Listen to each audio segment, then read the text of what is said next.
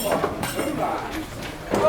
ladies and gentlemen, as president of the European Beach Builders Network, I would like to welcome you to Manchester, especially those of you who have come from around the world, from Austria, Belgium, Canada, Cyprus, Denmark, France, Germany, Italy, Latvia, the Netherlands, South Korea, Spain, Turkey, and the United States.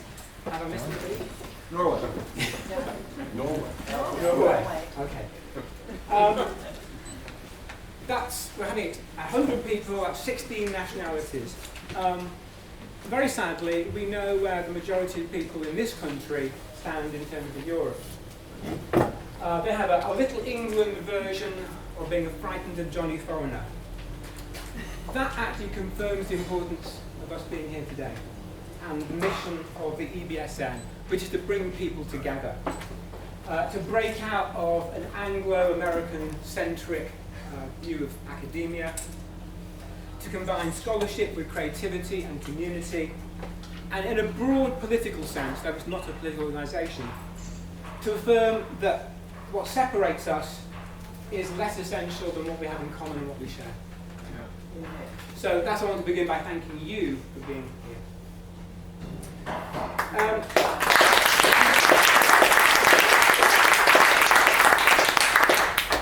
I'd like to thank a few more people very briefly, but before I do that, I want to answer a simple question.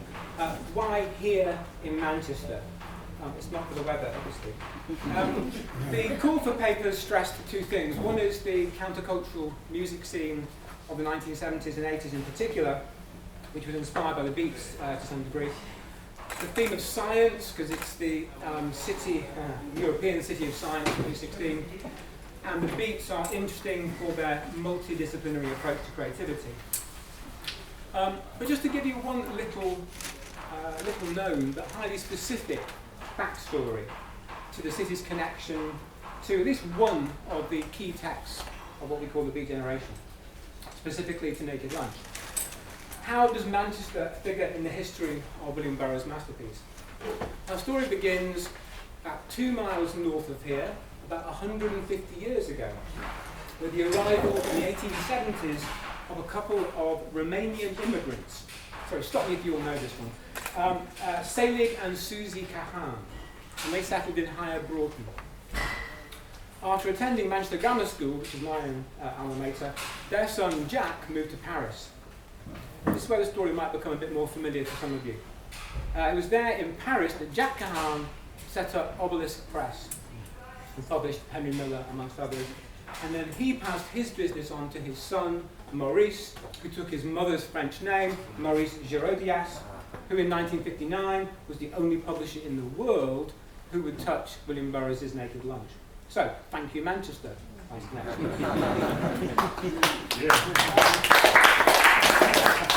Next, this isn't very long away. Next, I'd like to thank Polina. Polina, are you around? I'd like to thank Polina as Vice President of the EBSM. I'm thanking her specifically because it's exactly 6 years ago, so it's actually the very week, that Polina first emailed me and said, how about we create something called the European Beat Studies Network, and would you fancy being its president? And I wrote back saying, yeah, that sounds fine. In the past 6 years, we've done an awful lot. I think we've proved that you can have high quality scholarship as part of the community and trying to do things in a creative way that are a bit different. And that's why I think the conferences are one of the key embodiments of what the EBSN is about. This is the 5th annual event after Middelburg in the Netherlands, Aalborg in Denmark, Tangier in Morocco, and Brussels in Belgium. I had a lot of fun being involved in those conferences, especially in Middelburg and Morocco, but the one in Manchester gives me special pleasure, and that's because this is my hometown. It's the place where in the 1970s I grew up and first became aware of the Beats in general and William Burroughs in particular, and the rest, as I say, is history. At this point, I'm going to change my hat from EBSM president to hold back to conference co-organiser hat.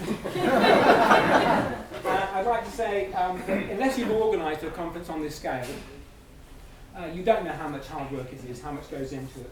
but nor do you know the satisfaction and the pleasure that you get from making something special happen, and also working closely with a great team of people. We will hear shortly from Kirsty Almeida, who runs the Wonder Inn, in a minute, but I want to thank her for the obvious, which is running an amazing venue. And this is going to be a perfect venue, I think, for us in this group conference.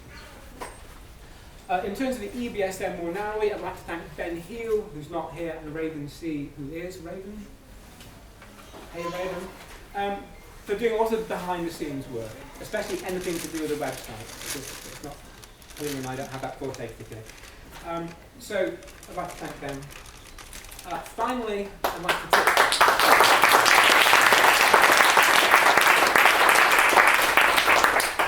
like to tip my hat to Doug, my co-organiser and partner in crime, with whom it's been an absolute pleasure to work for the past 2 years making this happen. So a round of applause for Doug and then over.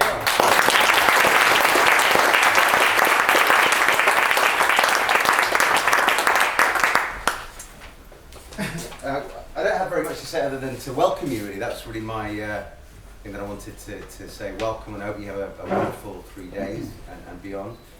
But just a couple of very brief thank yous. I found out that I'm quite good at hustling for money, and so I would say to Oliver, there's some funding pot, I'm going to go for it, really kind of cheeky bits.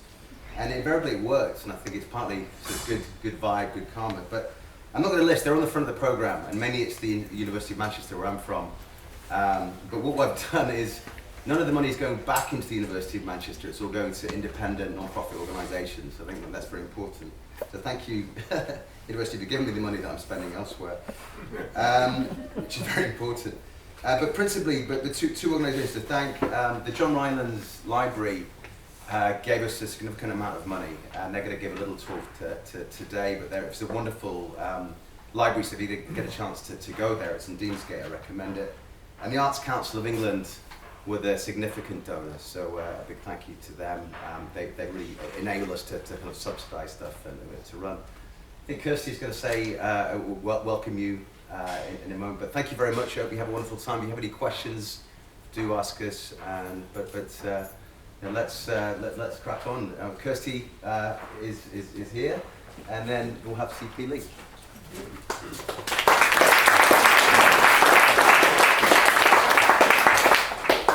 Hello, so my name is Kirsty Almeida, and I run this venue now with a whole team, thank God.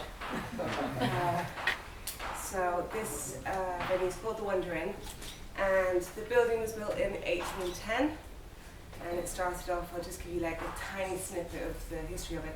It started off as an oats and corn mill, and it also had a well underneath the building, and people in Manchester used to come to this street to be able to get their water, and the water was brought here, and then in the 1900s that was tapped and siphoned off somewhere else because water was power. After that it became a paper mill, and then in the 1900s it was a tobacco mill, and then it was a Jewish tailors, and all the Jewish families lived on the top 2 floors. Then it was a glass merchant, then it was just nothing and a warehouse, and now it's magical and what we do. So we are a creative wellness centre, and what that means is that our programme, we try to keep our programme all about creativity, the celebration of art and wellness.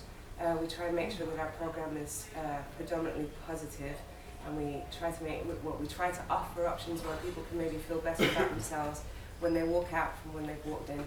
And we do that with every choice. It might be the organic wines that we have, organic foods, or vegan foods, or it might just be that we put on a fantastic gig, and that gig, like last week we had an orchestra in here, we had a chamber orchestra, we do things like holistic boxing, we do face yoga, we do stuff for children, we do workshops, we do, oh my God, you name it, supper clubs, all sorts, comedy nights.